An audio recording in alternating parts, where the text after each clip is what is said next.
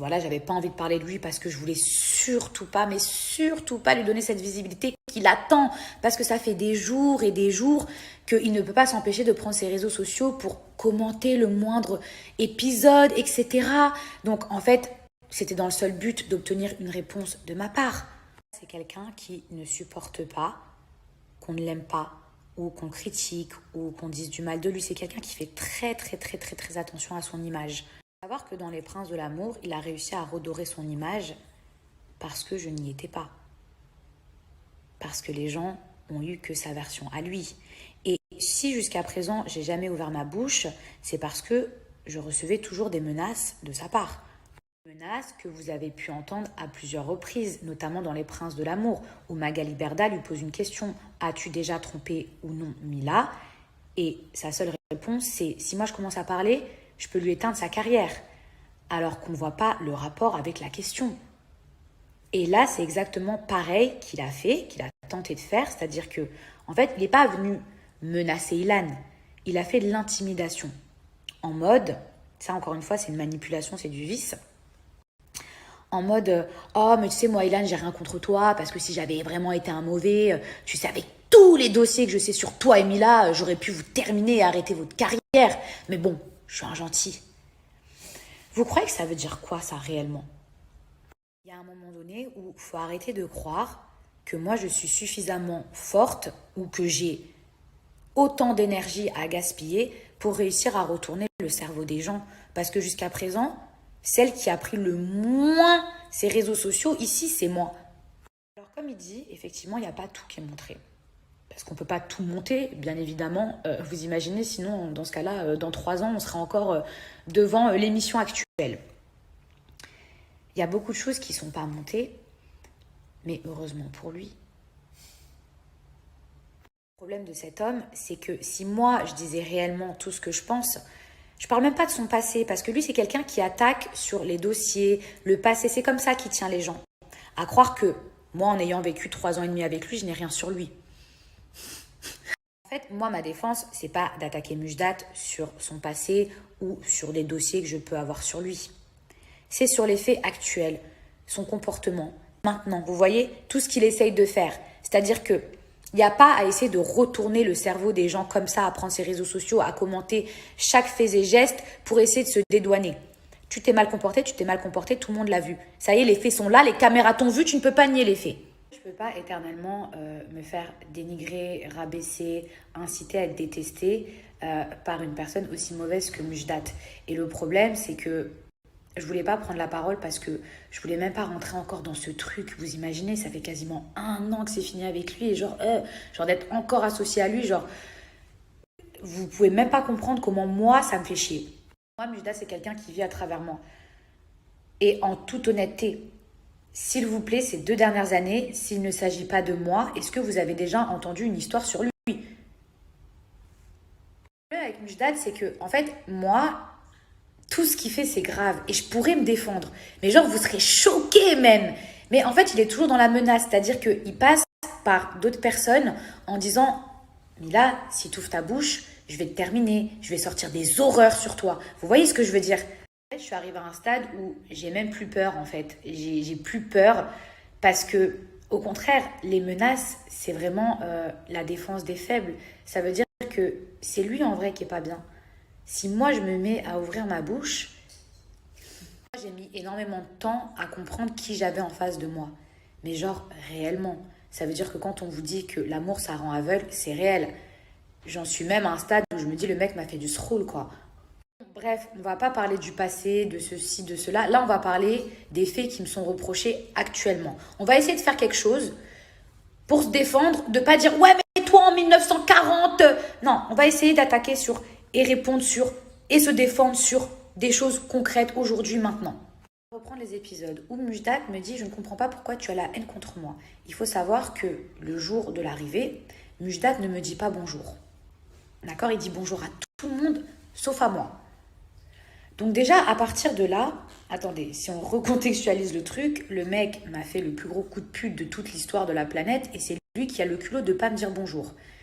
Et quand ensuite, moi, je suis dans la chambre et que Nico vient me dire qu'il est encore en train de parler de moi à Ilan, Donc encore le mec parle sur moi. Il me dit à moi pourquoi j'ai la haine.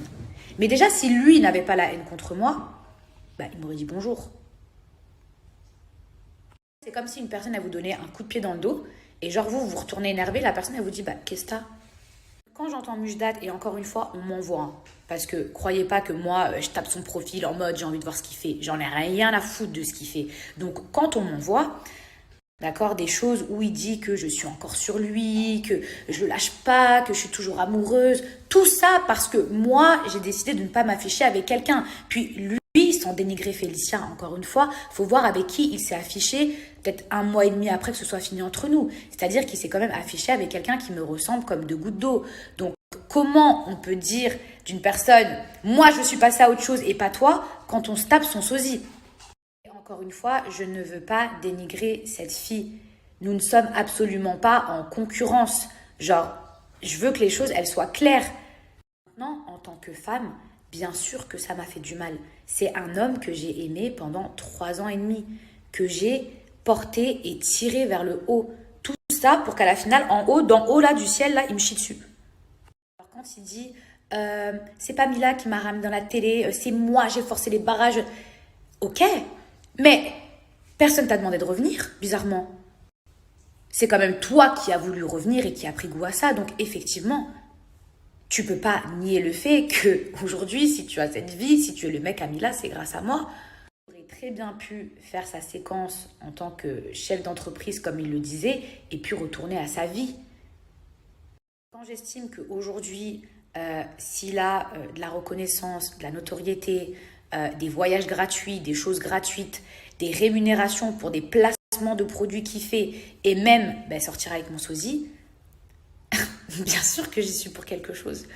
Et en fait, que lui soit dans le déni, ça devient ridicule. Et moi, je pense qu'aujourd'hui, si tu manges grâce à une personne, la moindre des choses, en fait, même si c'est terminé, c'est de la respecter. Et moi, ce que je reproche à Mujdat, c'est cette ingratitude.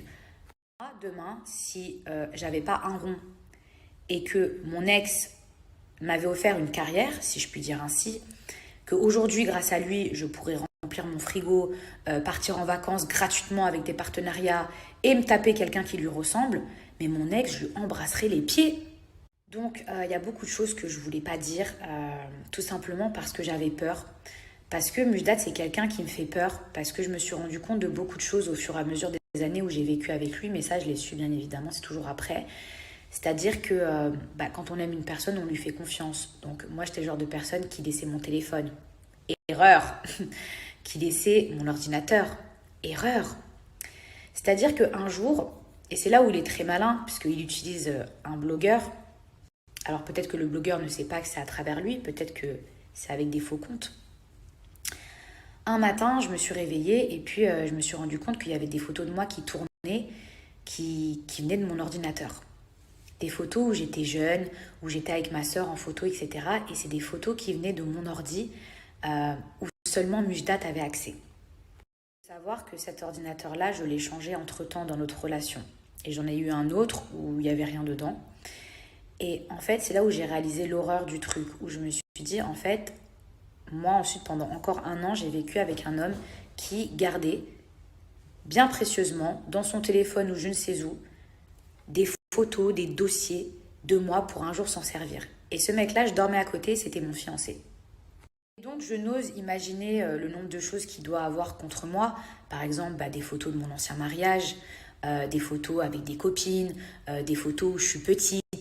Et vous savez, vous avez toujours des photos où vous n'êtes pas forcément à votre avantage, ou ceci ou cela. Et en fait, je trouve ça dégueulasse. Vous voyez ce que je veux dire? Je trouve ça tellement dégueulasse de faire ça. Peut-être que j'ai eu envie de garder ces photos parce que ça fait partie de mon passé, parce que c'est ma vie en fait. Et j'avais pas envie de les effacer. Mais en fait, à cause de ce genre de pourriture, à l'avenir, je sais que je peux rien garder. La seule chose qui me sauve, c'est que je me dis merci mon Dieu, j'ai jamais fait de sextape ou des photos à Walp.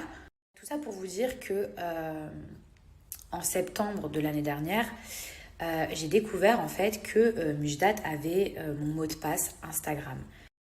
Donc depuis la Thaïlande, c'est-à-dire de avril 2020 à septembre 2020, c'est là où j'ai réalisé en fait que Mujdat avait gardé mon mot de passe Instagram. Déjà, je trouve ça super bizarre parce que lui, à ce moment-là, en septembre, il était dans Les Princes de l'amour. Et en fait, il voyait toutes les conversations que j'avais pu dire avec mes copines. Enfin, genre, c'est archi malsain. Genre, mais avec tout le monde. Quand je vous dis avec tout le monde, c'est mes sœurs, tout le monde. Et en fait, ça, je l'ai compris quand il a envoyé des captures d'écran. Ça se voyait que ça venait donc de mon compte Instagram au blogueur. C'est-à-dire que lui, il n'a jamais assumé, il a envoyé ça au blogueur. Et il a fait pas mal de remix parce que franchement, sans me jeter des fleurs, il n'avait pas grand-chose à me reprocher. Sinon, vous vous doutez bien que ce serait sorti, n'est-ce pas, connaissant l'animal. Et donc, du coup, il a été obligé de faire des montages. Et figurez-vous que... Et je pense que là, allez prendre du thé, allez vous asseoir, allez, parce que franchement, il va falloir vraiment que vous soyez assis pour entendre ce que je vais vous dire. À cause du fait qu'il avait mes mots de passe Insta en septembre, j'étais tellement en colère que j'ai changé de téléphone, j'ai changé d'iCloud, j'ai changé tous mes mails, j'ai changé tous mes mots de passe. D'ailleurs, merci. J'ai dépensé de l'argent, j'ai perdu énormément de temps à faire ça. Mais je me suis dit, au moins, je serai en sécurité. Parce que mon ex n'a pas à, comment on dit, espier ma vie. Figurez-vous... Figurez-vous qu'avec Ilan, on a découvert que juste avant le tournage, eh bien, Mujdat avait piraté mes réseaux sociaux, mon téléphone. Alors du coup, il ne pourra pas jouer la carte de j'avais encore son mot de passe. Non, je viens de vous dire que j'ai changé de téléphone. Je n'étais pas en contact avec lui avec mon nouveau téléphone, mon iCloud, etc., etc. Donc, j'ai appris que Mujdat avait piraté mon téléphone. C'est-à-dire que 8 mois après notre rupture, en étant en couple avec une autre femme, il a piraté mes réseaux sociaux pour observer tout ce que je faisais. Même si moi, j'en avais eu la capacité, je vous dis la vérité, j'en ai rien à faire de ce qu'il dit, de ce qu'il fait. Je m'en branle complet. Vous imaginez quand même que c'est ce même homme qui sort avec un sosie de moi, qui pirate mes réseaux sociaux 8 mois après, qui ose dire que je suis encore amoureuse de lui et que je le harcèle. Il a plein de preuves. Et je vais en sortir certaines. Déjà, le fameux piratage, c'est-à-dire que quand j'étais à Dubaï, j'ai appris qu'il y avait une connexion qui était à Paris au moment où lui était à Paris. Un peu comme ce qui s'est passé récemment pour Nathan sur ses réseaux sociaux.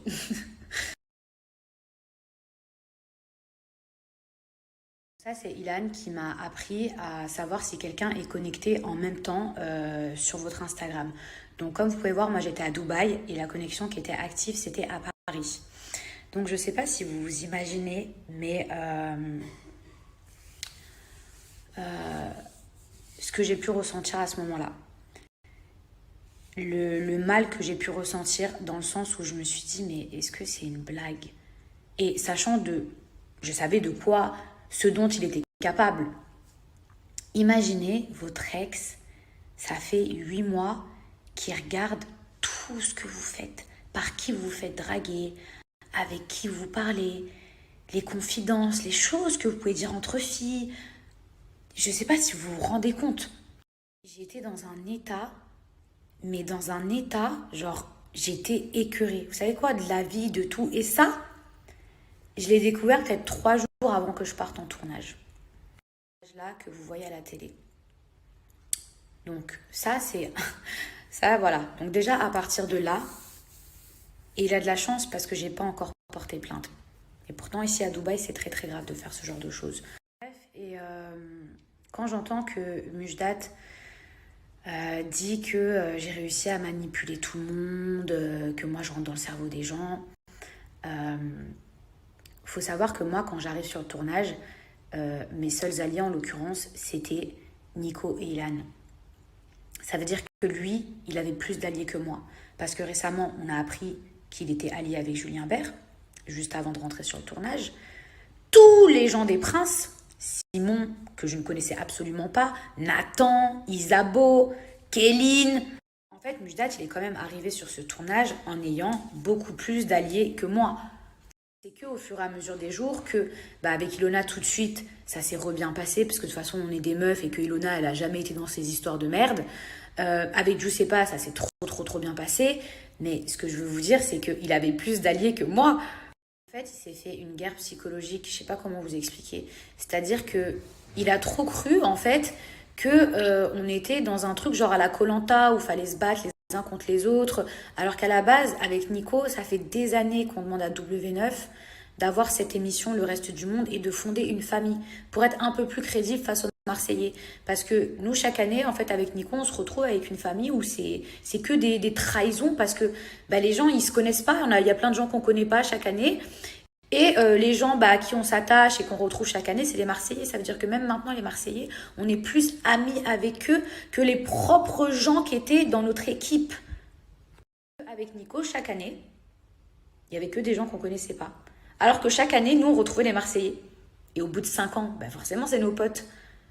Alors que nous, bah, chaque année, c'est des gens qu'on ne connaissait pas. C'est pour ça qu'on était super heureux bah, de pouvoir faire cette émission et cette aventure en espérant fonder et construire une famille. Donc vous imaginez bien que le but, c'était pas que ça éclate.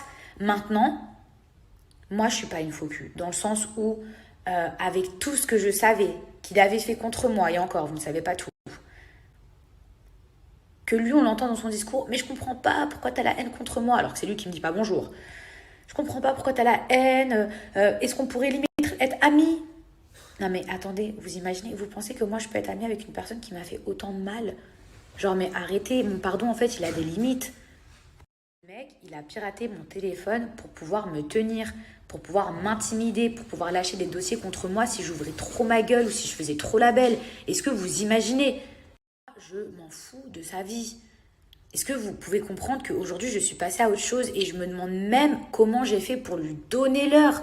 Genre, le pire dans tout ça, c'est que je me dis, mais allô, mais je méritais tellement fois mieux, mais genre 1 milliard de fois. Et il ose me dénigrer alors que justement, il a eu accès à mes téléphones. Il a vu les gens archi lourds, 1000 fois plus lourds que lui qui essaient de m'écrire. Et tous les gens que j'ai pas calculés. Pas calculé pour sa vieille tête à lui. Aujourd'hui, les gens qui pensent ouais Mila, franchement il serait temps de faire ta vie, tu te rends compte, lui il est heureux. Mais qu'est-ce que vous en savez? Qu'est-ce que vous en savez? Est-ce que vous trouvez ça même sain de se mettre avec une personne qui me ressemble? Est-ce que vous imaginez leur début de relation? Des trucs que je veux pas répéter, mais qui sont venus à mes oreilles, comme quoi il snappait de fou, genre pour prouver qu'il était heureux, et dès qu'il avait fini de faire ses snaps, il posait son téléphone et il changeait de pièce. C'est pas ça le bonheur. Ça, c'est ce qu'on essaie de vous montrer à travers des réseaux sociaux. Moi, je vous montre rien. Pas pour l'instant, pas encore, je vous montre rien. Mais je vous jure que moi, je fais pas semblant. Quand je rigole avec une personne, quand je passe du temps avec cette personne, eh ben, je suis heureuse avec elle. Alors je sais que vous ne pouvez pas le voir et vous ne le voyez pas pour l'instant. Et du coup, bah, vous croyez que genre je vais pas bien. Mais au moins, moi, je fais pas semblant. Peut-être que oui, j'ai mis plus de temps avant de rencontrer quelqu'un. Mais au moins, c'est sincère. Et je suis pas là à pister et à pirater mon ex. Je n'ai pas été seule parce que personne ne veut pas de moi, les gars. Genre, s'il vous plaît, enfin, j'ai pas envie de repartir dans un discours où on va croire que je me la pète. Mais je vous jure que je sais que je suis une meuf grave en or. Genre... En fait, j'ai voulu rester seule parce que j'avais besoin de guérir, parce que j'avais besoin de temps après tout ce que j'avais vécu. Enfin, pour terminer, j'ai lu une interview qui disait, encore une fois, où Mujdat se victimisait parce que, à l'entendre, j'ai été la méchante et lui, bah, il n'a jamais rien fait. Mais bien sûr. Et en fait, dans une interview, il disait, oui, Mila, elle allait trop loin un jour. Elle m'a dit, va t'occuper de tes enfants. Et moi, mes enfants, je peux pas les voir. Moi, il faut savoir un truc, je ne parle pas des enfants des gens. Parce que j'estime que c'est un sujet qui est trop sensible. Et en plus, dès lors où c'est pas les miens, je n'ai pas à parler des enfants des gens. En fait, cette phrase, effectivement, je lui ai dit. Je lui ai dit, mais je vais vous expliquer pourquoi je lui ai dit. Donc, c'était dans le cross, l'année dernière. Ça devait faire quoi? 8 jours qu'on était en froid, c'était encore mon fiancé. Et à ce moment-là, je le défendais. Je sais même plus pourquoi, comme une conne encore. Je le défendais et en fait, Ilan, il m'a dit, mais Mila, tu le défends, alors que Mujdat, il a dit que dès qu'il allait sortir de cette aventure, la première chose qu'il allait faire, c'est qu'il allait bip tout ce qui bouge à Cannes. Et de là, ça m'avait choqué en mode, mais t'es sérieux? Genre, t'es sérieux? T'as réellement dit ça? Et de là, Mujdat s'était énervé en disant, ouais, j'ai dit ça. Et d'ailleurs, je vais même leur faire toutes des gosses et elles vont porter mon nom. Et à ce moment-là, ça m'avait fait tellement mal. Ça m'avait fait tellement mal parce que moi, je voulais tomber enceinte à ce moment-là. Franchement, si vous saviez le mal que ça m'a fait à ce moment-là, parce que je savais en fait qu'il avait dit ça juste pour me faire du mal, parce qu'il savait que je voulais un enfant. Vous savez, genre moi ça fait... Enfin, c'est un sujet qui est beaucoup trop sensible pour moi, mais voilà, quand il m'a dit ça, il savait très bien ce qu'il disait. C'était justement pour me faire du mal. Parce qu'il savait pertinemment que je rêve d'être maman et que je voulais avoir un enfant comme toute femme. Et du coup, la phrase que je lui ai sortie, tellement j'avais mal, tellement j'étais choquée qu'il puisse utiliser un sujet qui me touche autant, je lui ai dit mot pour mot, eh ben j'espère que tu t'en occuperas mieux que les tiens. Effectivement, c'est une phrase que j'aurais pas dû dire parce que en réalité, c'est lui qui a voulu faire sortir ce côté méchant de moi qui ne me ressemble pas et j'aurais pas dû être faible, mais je suis humaine. Donc voilà, et en fait quand on lit son interview, genre c'est aberrant, c'est choquant parce qu'en fait on pourrait croire que je suis venue l'attaquer en lui disant va t'occuper de tes enfants, genre enfin. Alors que ces enfants, j'ai toujours tout fait pour bien les traiter, pour les chérir, pour passer Noël avec eux, faire en sorte qu'ils avaient un incroyable Noël, enfin plein de choses et il le sait pertinemment. Et pourtant, c'était pas mes enfants, mais voilà, je voulais même qu'il ait la garde pour qu'on puisse s'occuper d'eux, pour que ça puisse l'apaiser, pour que ça puisse le rendre heureux. Enfin bref, voilà, j'ai pas envie de trop m'éterniser sur le sujet, parce que franchement, je vous ai fait un livre, mais je pense que j'en avais trop gros sur le cœur. Et c'était important pour moi que vous ayez ma version, parce que je trouve ça trop facile, en fait, de dénigrer une personne et de juger. Moi, maintenant, j'aimerais que tout ça, ça s'arrête, parce que je suis passée à autre chose. Et je lui souhaite ni du bien ni du mal, peut-être même du bien parce que s'il est mieux dans sa vie, peut-être qu'il pensera plus à moi. Félicia, j'ai rien contre elle, mais je peux pas vous spoiler, je peux pas vous dire les choses. Maintenant, oui, j'ai repris le tacle que j'avais dit, mais mettez-vous à ma place 2 secondes. Demain, vous êtes fiancé avec une personne pendant quasiment 3 ans et demi. Et cette personne, du jour au lendemain, vous apprenez, avec toutes les dingueries qu'elle vous a déjà faites, qu'elle part dans un programme, retrouver l'amour, dans le même programme où elle vous a demandé en fiançailles, se mettre avec votre sosie, entre guillemets, où tout le monde vous compare, et que cette personne fait tout exactement pareil que vous. Alors, ok, on va dire que peut-être qu'elle n'a pas fait exprès. Admettons. Mais jusqu'à prendre les mêmes chiens, aller dans les mêmes restos, les mêmes tenues. Mais voilà les trucs de ouf, genre. Alors ok, vous allez me dire, ouais, mais vas-y, la robe, elle t'appartient pas, le restaurant, il t'appartient pas, les chiens, la race de chien ne t'appartient pas. D'accord, mais les gars, quand même, c'est gros, genre, c'est... mais c'est normal que ça m'ait fait quelque chose. C'est vous, vous êtes fous de pas comprendre que c'est pu me faire du mal. Maintenant, avec les mois, les semaines qui sont passées, je me dis, mais merci mon Dieu, merci, genre, qu'est-ce qui m'avait pris? Genre, mais je me dis, Dieu, il m'a sauvée. Et plus je le vois, plus toutes les phases de pirater mes réseaux, de continuer à encore prendre la parole, je me dis, mais heureusement, j'ai pas épousé ça, parce que moi, mon homme dans ma vie, il devrait prendre mon dos. Genre, mon homme, il part au charbon pour moi, il part à la guerre. Mais il fait pas la pute en me vendant, en fait. Moi, s'il y a bien un truc qu'on m'a appris quand j'étais petite, c'est de pas avoir une bouche de vieille. Mais c'est encore pire quand t'es un homme. Tout ça pour vous dire que c'est normal qu'au départ, ça m'ait fait du mal. Mettez-vous à ma place 2 secondes parce que c'est facile de juger, mais il y a personne qui se met à votre place. Mais là, genre par exemple, les gens qui regardent mes snaps et qui sont en couple, imaginez une seule seconde, la personne avec qui vous êtes depuis 1 an, 3 ans, 4 ans, 6 ans, du jour au lendemain, du jour au lendemain, d'accord, c'est terminé. Cette personne-là, 3 semaines après, alors que c'est votre fiancé ou votre mari ou peu importe, 3 semaines après, elle se met avec une personne qui vous ressemble comme 2 gouttes d'eau et fait exactement les mêmes trucs que vous. Mais vous allez me dire, ça va pas vous faire du mal, c'est que vous n'êtes pas humain alors. Moi, je suis pas là pour mentir à qui que ce soit. Bien sûr que 3 semaines après, j'avais encore des sentiments pour lui. Même 2, 3 mois après, c'est normal. Mais aujourd'hui, quasiment 9 mois, 10 mois plus tard, c'est terminé. Ça y est, khalas. Genre, je veux plus jamais en entendre parler. Et franchement, j'aimerais qu'à travers mes snaps, ils comprennent que je ne veux